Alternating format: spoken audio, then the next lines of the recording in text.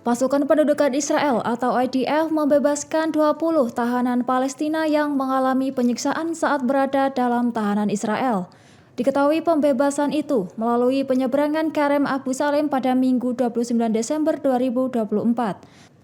Tahanan tersebut ditahan sejak serangan Israel di Gaza Utara pada Sabtu 5 Oktober silam. Dikabarkan para tahanan dibawa ke Rumah Sakit Eropa Gaza di Khan Yunis untuk menjalani pemeriksaan medis. Adapun keluarga para tahanan menyambut mereka dengan haru di pintu rumah sakit. Mengutip Al-Mayadin, para tahanan melaporkan mengalami penyiksaan selama dalam penahanan Israel. Tim medis menyatakan masih mengevakuasi kondisi fisik dan mental para sandera. Pembebasan tersebut menuai perhatian seusai laporan pelanggaran hak asasi manusia mencuat. Dilaporkan para tahanan yang dibebaskan dalam kondisi lemah.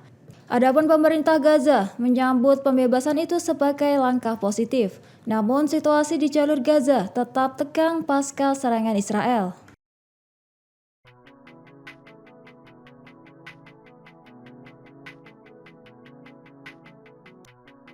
Brigadir Al-Quds sayap militer Jihad Islam mengklaim berhasil menyergap pasukan Israel di Poros Al-Aqsa. Penyergapan melibatkan alat peledak yang menghancurkan buldoser dan jeep komando Israel. Rentetan tembakan dilaporkan mengenai sasaran langsung melukai 2 perwira senior Israel. Brigadir Al-Quds di Nablus juga menyerang kendaraan militer Israel dengan tembakan gencar. Dilaporkan unit teknik Brigadir Al-Quds meledakkan ranjau yang menargetkan tentara dan juga kendaraan Israel di Jenin. Mengutip Al-Mayadin, pada 30 Desember 2024, seorang pemuda Palestina terluka dan 3 lainnya ditahan dalam invasi di kamp Askar Al-Jadid. Adapun pasukan Israel juga menyerbu pemukiman Al-Qadar, menembakkan gas air mata dan granat kejut. Diketahui konflik harian di tepi barat meningkat sejak agresi Israel terhadap Gaza dimulai. Adapun invasi, penangkapan, dan juga kekerasan terus menciptakan ketegangan di wilayah tersebut.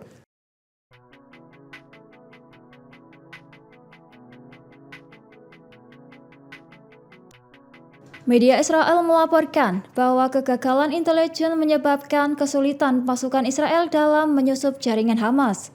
Investigasi menunjukkan agen-agen Shin Bet di Gaza gagal memperoleh informasi terkait rencana serangan besar Hamas. Hal itu berhasil mengecoh sistem keamanan Israel. Mengutip Al-Mayadin, pada 30 Desember 2024, pasukan Israel kesulitan menyusup ke jaringan Hamas.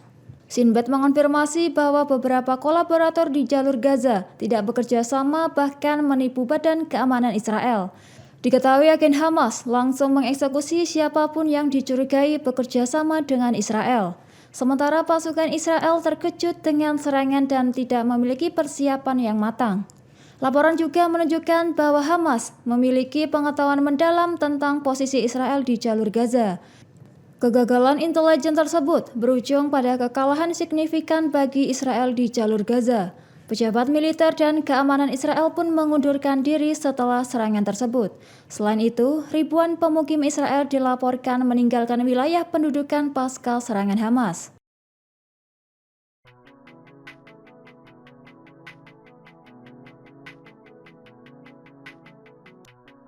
Mayor Jenderal Purnam militer Israel, Yitzhak Brik, mengklaim bahwa IDF mengalami kerugian besar dalam serbuan kelima di Jabalia, Gaza Utara. Sebanyak 40 tentara Israel dilaporkan tewas dalam operasi tersebut. Brik mengungkapkan bahwa IDF menghadapi tantangan besar, termasuk kurangnya pasukan untuk mengatasi perlawanan Hamas. Tentara Israel disebut tak mampu mempertahankan wilayah yang dikuasai dalam waktu lama. Selain itu, serangan IDF seringkali dilakukan tanpa target yang jelas, menambah kegagalan strategi militer Israel. Pakar militer Israel Havi Ashkenazi menyoroti kelelahan fisik dan juga mental yang melanda pasukan IDF. Kelelahan itu menyebabkan kesalahan fatal di medan perang. Ashkenazi mengungkapkan bahwa keletihan ini memperburuk koordinasi di antara pasukan. Ia pun menyinggung kematian Kapten IDF Amit Levy yang tewas dalam keadaan misterius. Hal itu diduga akibat tembakan salah sasaran dari sesama pasukan Israel. Diketahui keletihan itu juga mempengaruhi fokus dan ketegangan operasional pasukan.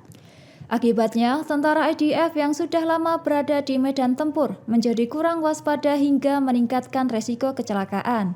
Selain itu, banyak tentara Israel yang mengalami trauma dan masalah mental setelah kembali dari Gaza.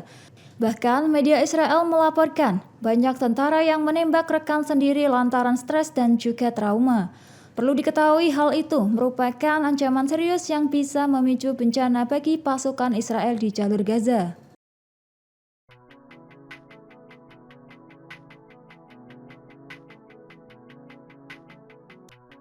Jet tempur Amerika Serikat dan Inggris menghujani ibu kota Yaman Sanaa dengan serangan udara pada Jumat 27 Desember 2024 malam. Adapun target serangan adalah Taman 21 September di distrik Main Sanaa. Serangan itu terjadi sehari usai Israel membombardir bandara Sanaa dan wilayah Hudaidah sebagai balasan atas serangan rudal di Yaman.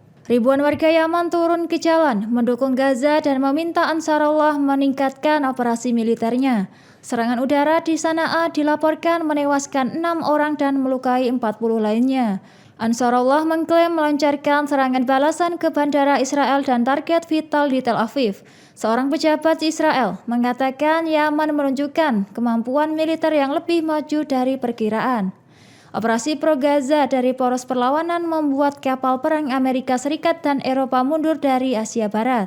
Houthi Yaman menegaskan operasi ini akan terus berlanjut hingga genosida di Gaza dihentikan. Download Tribun X sekarang, menghadirkan lokal menjadi Indonesia.